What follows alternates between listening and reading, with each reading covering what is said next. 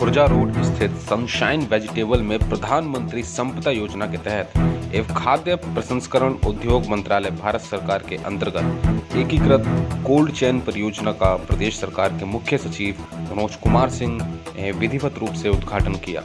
इस अवसर पर मुख्य सचिव ने प्रोसेसिंग प्लांट का निरीक्षण कर वेजिटेबल की पैकिंग किए जाने के लिए की जा रही प्रोसेसिंग के बारे में जानकारी ली। कार्यक्रम में जनपद के प्रगतिशील किसानों को भी सम्मानित किया गया।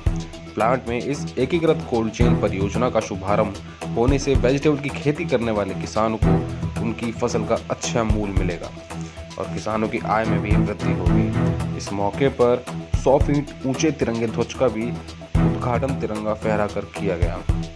इस अवसर पर मेरठ मंडल की कमिश्नर सेल्वा कुमारी, डीएम चंद्रप्रकाश सिंह, एसएसपी श्लोक कुमार, उपाध्यक्ष बीकेडी डॉक्टर अंकुर लाठर, सीडीओ कुलदीप मीना, कर्नल सुभाष चंद्र देशवाल, अशोक चौधरी, लाल कृष्ण यादव समेत क्षेत्र के किसान मौजूद रहे।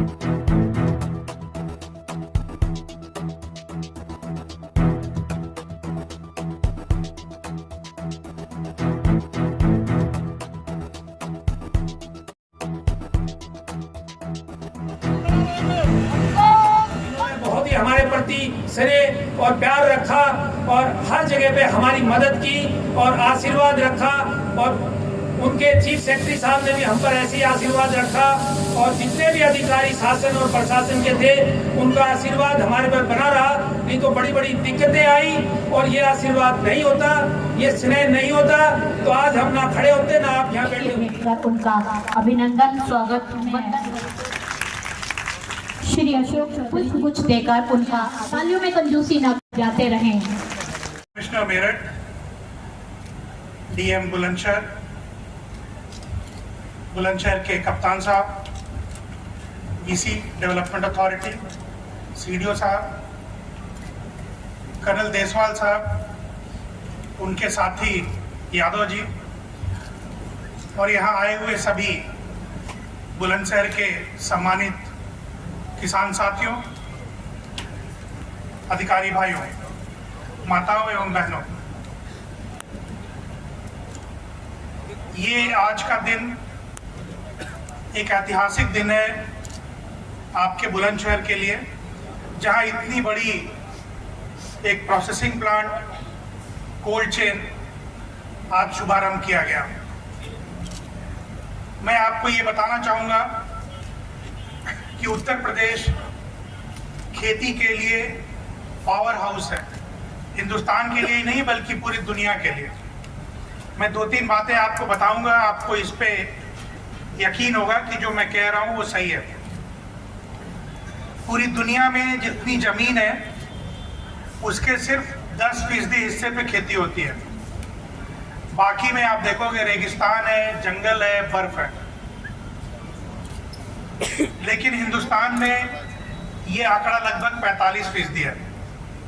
हिंदुस्तान के 45% हिस्से पे खेती होती है। लेकिन जब आप उत्तर प्रदेश में आओगे तो यहाँ 75% जमीन पे खेती होती है।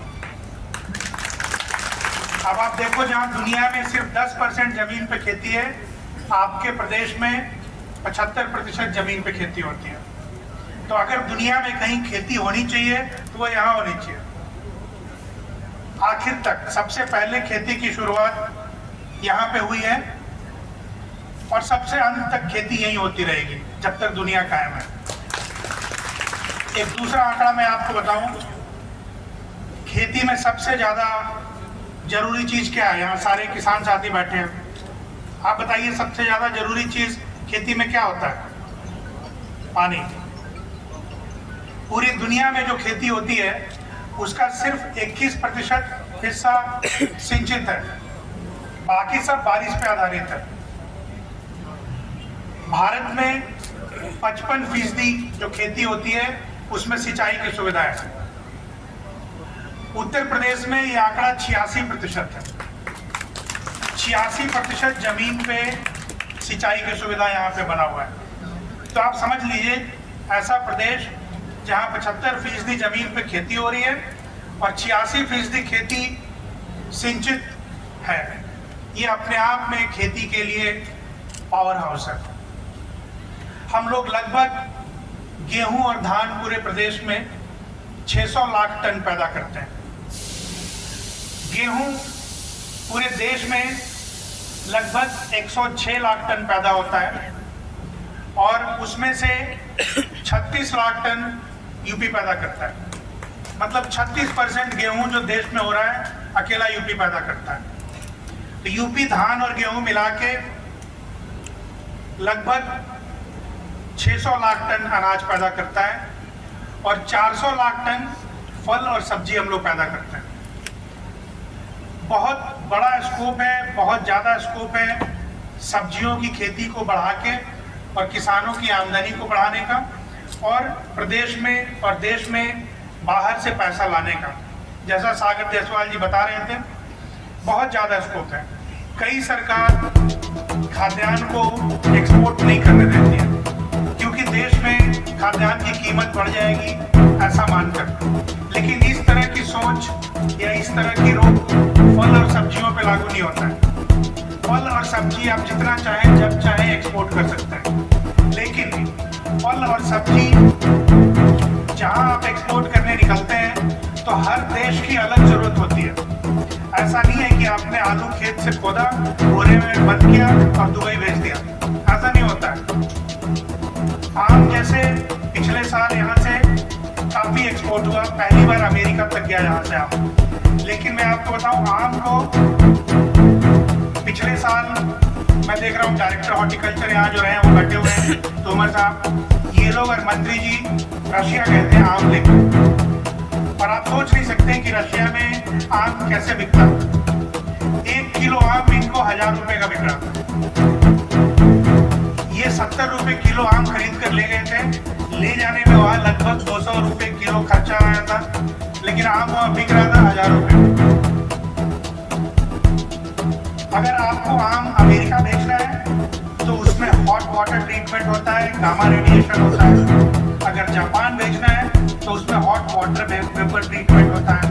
मैं इसलिए बता रहा हूँ कि अलग अलग देशों में सामान आप बेचना चाहेंगे तो उसके अलग अलग कायदे कानून हैं, क्योंकि इन खेती की जो उपज होती है उसके साथ कीड़े भी जाते हैं, वायरस भी जाते हैं, बैक्टीरिया भी जाते हैं। तो कोई देश नहीं चाहता कि दूसरे देश का कीड़ा या बीमारी उनके देश में आ जाए, इसीलिए वो सीधा बोरे में भर के नहीं जाने देते हैं। आपको एक तरीका उन्होंने बता रखा है कि ऐसे ट्रीट होगा, ऐसे प्रोसेस होगा, और आपने ऐसे ट्रीट और प्रोसेस किया है उसके लिए ये टेस्ट रिपोर्ट चाहिए। यानी काफी फॉर्मेलिटी रहती है, लेकिन स्कोप बहुत है इसमें, असीमित है। और ये एक रास्ता है, ये एक क्षेत्र है जहाँ यूपी के पास बहुत दम है, बहुत ज़्यादा अपॉर्चुनिटी है, बहुत संभावनाएं हैं कि यहाँ के किसान ज़्यादा से ज़्यादा पैसा कमा सकें। न्यूज़ एशिया से मनीष शर्मा।